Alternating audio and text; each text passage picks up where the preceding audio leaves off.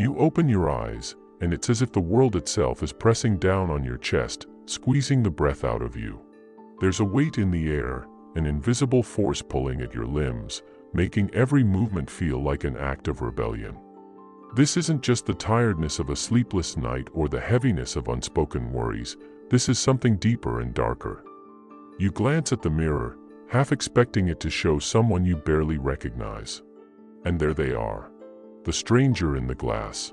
A face carved by regret, etched with the marks of compromises too many to count. The person who settled. The one who chose comfort over chaos. The one who traded passion for safety. And behind those eyes, there's a flicker, a dim ember of the person you once were, now obscured by years of conformity. Dreams that once burned brightly are now a dull ache in your chest. You were supposed to be more. You were supposed to feel alive, but here you are, just surviving. The time you spent seeking approval, striving to fit into someone else's mold, seems like a cruel joke now. And yet, you can't stop. You keep moving, because stopping would mean facing the unbearable truth. You've become a shadow of who you were meant to be. You swipe through your phone, mindlessly, hoping for some flicker of connection, some distraction to pull you away from the voice that whispers in your mind, "This isn't it. This isn't what you were made for." But instead of listening, you drown it out. You work harder. You laugh louder. You scroll faster.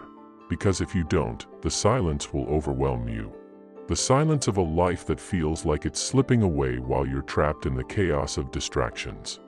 You tell yourself it's just a phase, that things will get better, but deep down you know, this is the trap. This is the life you never thought you'd be living, but it's the one you've created. And there's no way out, not without a price. As Friedrich Nietzsche once challenged, what if someday or night a demon were to steal after you into your loneliest loneliness and say to you, "This life as you now live it and have lived it, you will have to live once more and innumerable times more." Most people never dare to face this thought. They wander through life like shadows, oblivious to its fragility, convinced that mistakes can always be undone, that dreams can be postponed, that years of neglecting their own soul can be forgiven with a few words. They shuffle from day to day, paralyzed by the illusion of time, time they believe is limitless. But it's all an illusion. We've been conditioned to exist instead of live. We've been told to follow paths carved by the hands of others, to choose comfort over chaos, to stifle our deepest yearnings for the sake of stability. And somewhere along the way, we lost sight of what it truly means to be alive. We confuse existing with living, filling the hours with distractions, numbing ourselves with routine, convincing ourselves that we can still become what we were meant to be, one day, when the time is right. But the truth is, that time never comes. Time slips away quietly, like sand through your fingers. And one day, when you're standing on the precipice of your life, you'll wonder, how much of me have I truly lived? But then, something disrupts the fragile illusion you've lived under. Maybe it's the sudden absence of someone you once believed would be permanent, or a betrayal that fractures the core of your identity. Perhaps it's waking up to find a stranger staring back from the mirror, the face of someone you no longer recognize. Whatever the catalyst, the mask cracks wide open, revealing an undeniable truth. Time is running out. In that pivotal moment, everything shifts. Fear no longer comes from the possibility of failure. It comes from the paralyzing terror of wasting what little is left. You stop waiting for permission to be yourself. You stop apologizing for wanting more than the hollow life you've been living.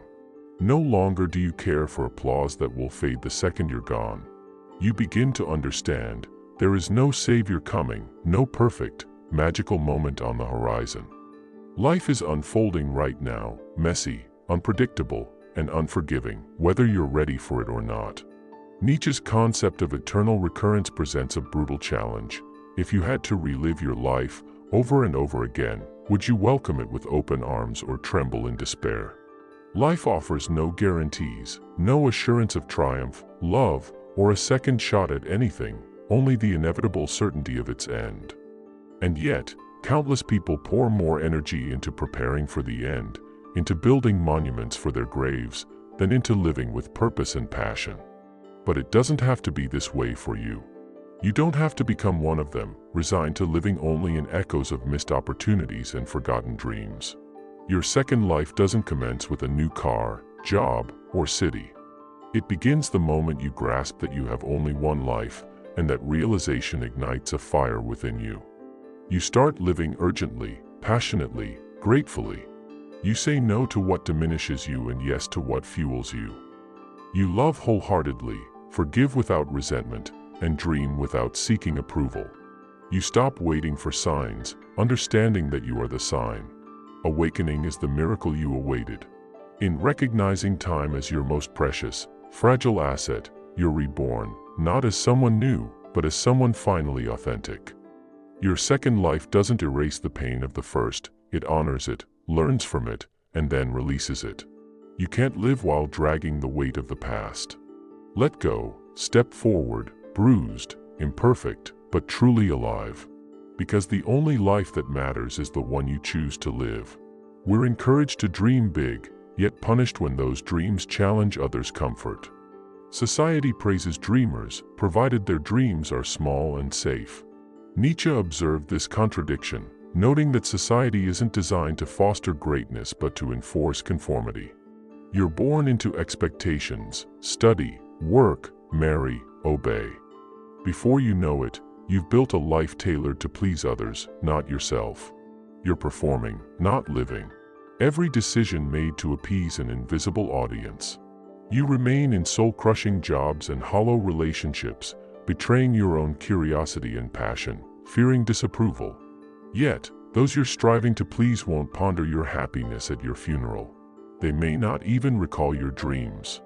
Nietzsche believed that to live fully, one must be prepared to endure solitude, to forge their own path, even if it means walking alone.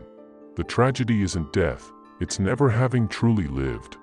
You sense it, the silent desperation, the forced laughter, the pride in promotions that cost peace, the vacations planned like escapes from prison. Nietzsche termed this the herd instinct, the unthinking survival of those who fear the burden of independent thought. Freedom isn't comfortable or safe. It demands full responsibility for your life, a terror that keeps many asleep.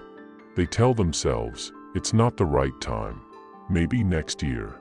But time doesn't wait or sympathize. The day you realize you have only one life is the day you must choose, awaken or remain in the dream until it consumes you. Nietzsche warned that unacknowledged mortality confronts us through regret, a slow, consuming poison. You don't lose your life all at once but in small betrayals, a day here, a decision there, a dream deferred until it decays into a memory of what might have been. Nietzsche didn't just offer philosophy, he held up a mirror, not to flatter, but to jolt you into action. You weren't meant for comfort or safety. You were meant to burn with purpose, to live a life so authentically yours that the idea of living someone else's dream is repugnant. Now that you know the truth, that time is slipping away, what will you do? Will you retreat into numbness, rationalize stagnation, apologize for being alive? Or will you embark on your second life, the life you were meant to live before fear rewrote your script? The choice isn't philosophical, it's immediate. Every second you delay is a second stolen by conformity. There will never be a perfect time or guarantee of success. There is only now, and now demands your courage. Regret doesn't announce itself loudly, it whispers at night. You could have been more. You try to silence it with distractions, but the whisper grows, because regret isn't about what you did, it's about what you were too afraid to do. Nietzsche believed that regret is a form of self-betrayal, the realization that you've squandered the only miracle you were given, existence. You won't regret your failures or the risks that ended badly. You'll regret the silence, the cowardice, the hours spent doubting when you should have been daring. Look around. How many people are already dead, even though their hearts still beat? They exist in routines they despise, laugh at jokes they don't find funny, celebrate milestones they don't care about. They're biologically alive but spiritually vacant. Every day you delay becoming who you were meant to be, you feed that death. You hand over another piece of your soul to comfort, fear, mediocrity. The tragedy is, most won't realize what they've lost until it's too late. Society teaches you to measure life by numbers, salary, followers, possessions. But none of these will comfort you when regret consumes you at 3 a.m. Only one thing will matter. Did you live? Did you become who you were meant to be? Or did you die a quiet death long before your body gave out? You're not afraid of dying. You're afraid of dying without having lived. That fear, if embraced, can be your salvation. Fear has two faces, one that paralyzes and one that awakens. Most let fear chain them to small lives. But you have another choice. Use that fear as fuel. Let it ignite you, remind you that you're running out of excuses. Nietzsche believed that life is for the courageous, those willing to confront the unbearable truth of their mortality and, in that confrontation, find a reason to live so fiercely that death becomes irrelevant. So here you stand, at the crossroads between existence and living. You can go back to sleep, numb yourself, pretend you have time.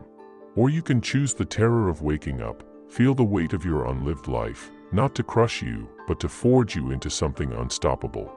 You don't need more time, you need more courage. You don't need more motivation, you need brutal honesty. You don't need more years, you need to stop wasting the ones you have.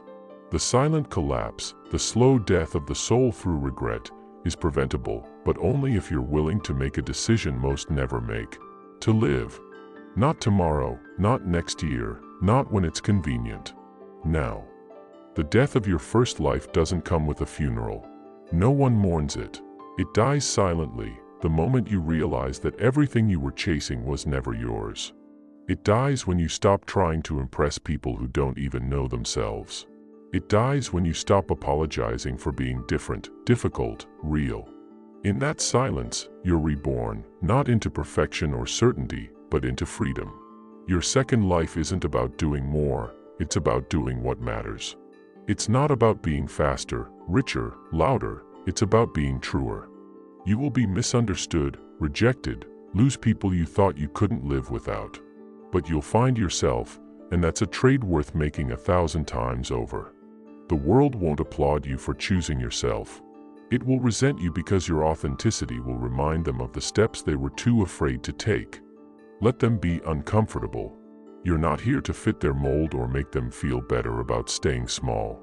You're here to burn, to blaze through your time with a fierceness that leaves no doubt you were truly here. Nietzsche believed that the greatest sin isn't suffering, it's mediocrity, a life half-lived, dreams half-dreamed, a soul half-awake. Your second life demands the full version of you, the one who dares, speaks truth even when their voice shakes, stands alone if necessary rather than kneeling in a crowd. Living your second life won't be easy. There will be days when you question everything, when fear feels louder than hope, when it would be easier to go back to sleep. But remember, pain is temporary, regret is eternal. You can heal from the wounds of risk. You cannot heal from the ache of never having tried. Every step into your second life will hurt, not because you're doing something wrong, but because you're finally doing something real. Growth doesn't come from comfort, it comes from confrontation. With your fears, your limits, your lies. You'll have to leave behind the version of you that was built to survive in a world that never saw your full worth. And that loss will feel like death, because in a way, it is. But what comes after is rebirth. The world may try to pull you back, to shame your change, to question your boldness, to guilt you into conformity. Don't listen. They're not angry that you changed. They're afraid they didn't. You are their mirror, and you reflect the courage they abandoned. Let them stay where it's safe. You've chosen fire over numbness, freedom over approval, truth over convenience. And in that choice, you begin to see what was always waiting beneath the surface, your wildness, your clarity, your voice. Not the one they taught you to use. The one you buried to be liked. The one that says, I will not trade my soul for peace. So let them misunderstand you. Let them talk. You were never born to be understood. You were born to be real. You will stumble. You'll feel lost. You'll grieve the life you left. But you'll also taste a kind of joy most never will. The joy of aligning with yourself so fully that no external validation can compete with the internal roar of truth. You don't owe anyone the version of you they created. You owe yourself the chance to finally be whole. This is your second life. And the gatekeeper is not fate, or time, or luck. It's you. Walk through.